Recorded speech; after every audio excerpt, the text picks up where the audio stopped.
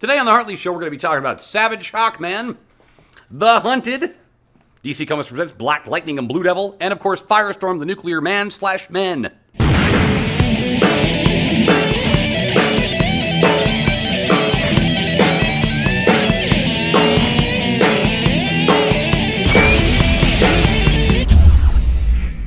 Welcome to the Hartley Show. Today we're just going to talk about a bunch of comics. First off, Deathmatch. This is this really neat comic produced by Boom. The basic concept being a bunch of superheroes and supervillains are abducted by these weird light creatures, and they're made to fight to the death. There are a bunch of made-up characters just for this series, and one of the neat things they do in the back of the book is they have little descriptions of the characters.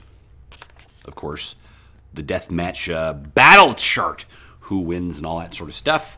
This was actually surprisingly good. I didn't think much of the concept, and it's very similar in theme to Avengers Arena, which really pisses me off. But the big difference being is that Avengers Arena kills off existing characters, where this just makes up a bunch of guys to kill off, which frankly I really fucking prefer, because I don't give a shit about any of these guys. I just got introduced to them. And I must say, they've been pretty creative with the Paul Jenkins, I believe, is a writer.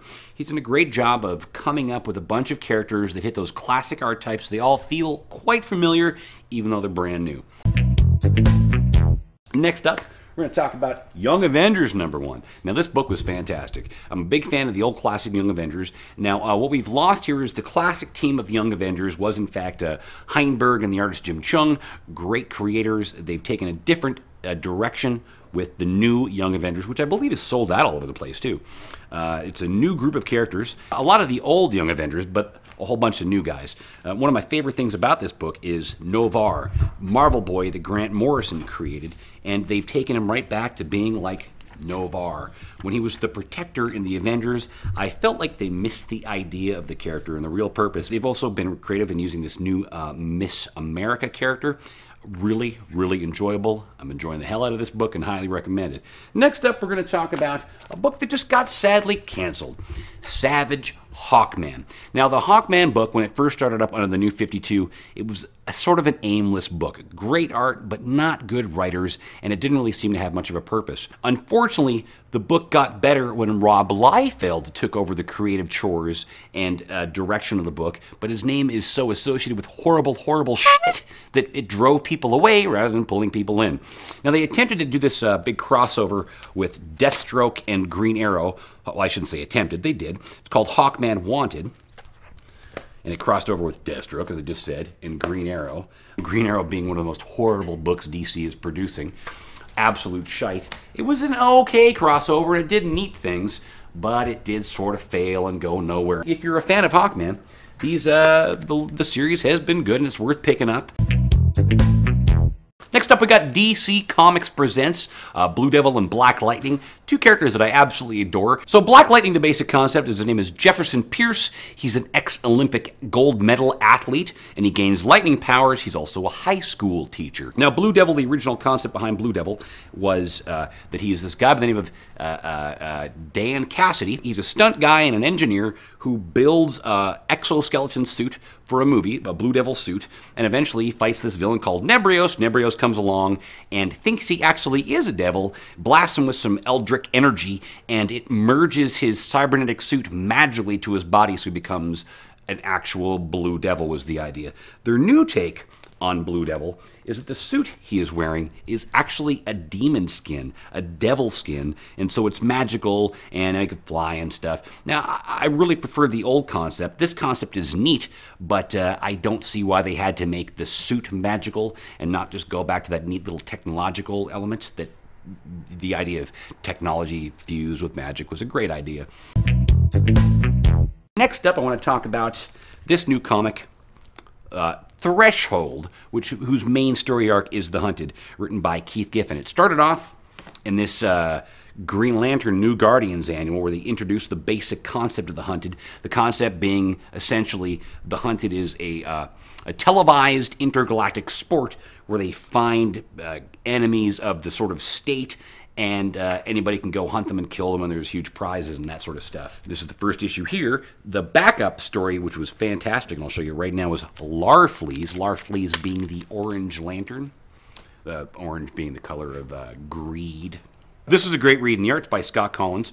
One of the coolest things about this is that they introduced this dude, Stargrave, yeah.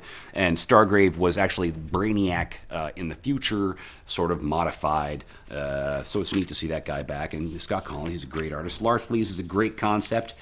The idea behind him being that he's the most greedy extraterrestrial imaginable, and he comes to Earth because he hears about Santa Claus.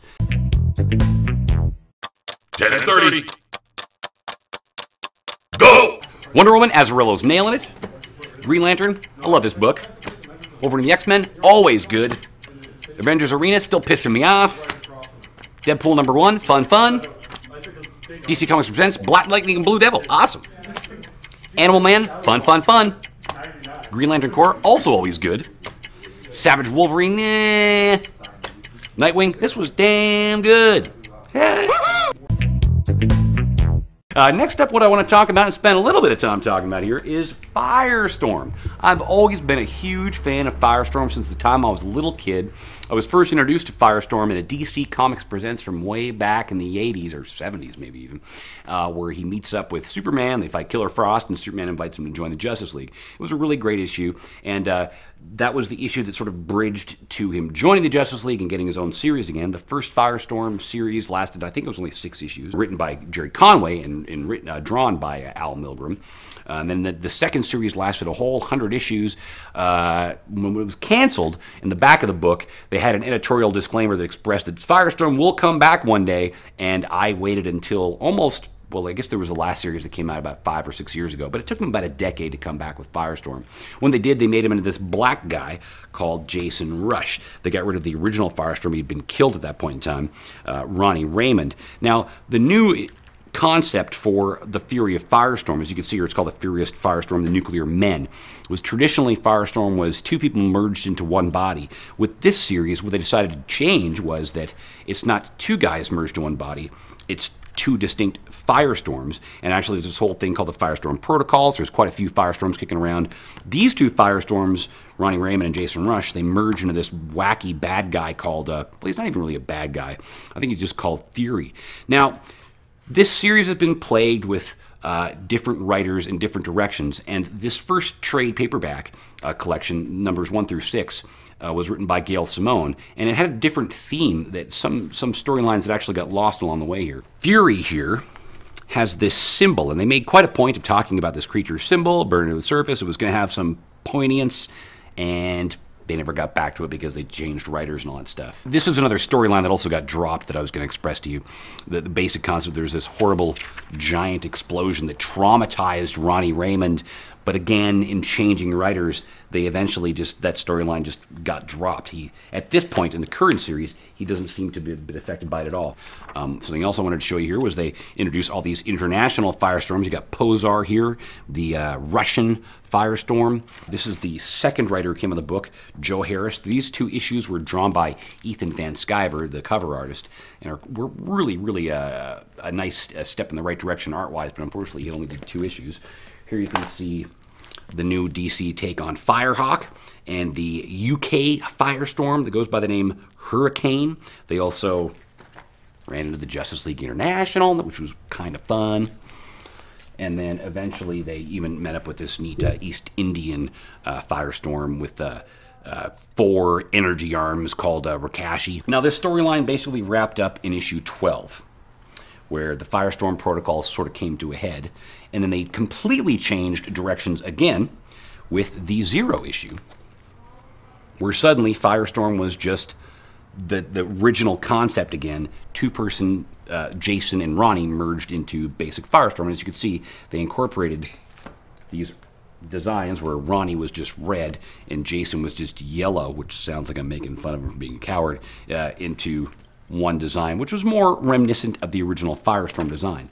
After that 0 issue, Dan Jurgens took over the book, and this is where it really felt like they were taking a step back to the pre-DC 52 continuity, where, like I was saying, it's Ronnie Raymond is now the main person controlling Firestorm, and Jason Rush is sort of the disembodied guy talking inside of his head. Ronnie Raymond doesn't seem to be traumatized at all at this point anymore by this giant explosion that killed a ton of innocent people.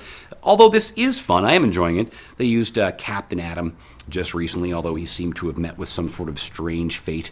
I am wondering where this is going, and I am fearful that now that it's retitled Firestorm the Nuclear Man, that maybe they've alienated a lot of the fans that were already into this book by dropping and letting go of all these old story arcs. I hope that's not the case. I hope Dan Jurgens is going somewhere, because when he does get creative, he can be quite good. I will say what I find strange about this, in this particular issue particularly, is that he seems to be using some of the old story concepts that he used in a book called Dr. Solar, Man of the Atom, which has been, I'm sure will be reinvigorated soon by the new Valiant. So I do enjoy Firestorm, and while I do recommend this book to Firestorm fans, I could see it being frustrating for new fans because it's changed direction so many times. So there you have it, a whole bunch of comics. As always, thanks for watching, and a big thanks to Taz for letting us film here in the first place. Bye.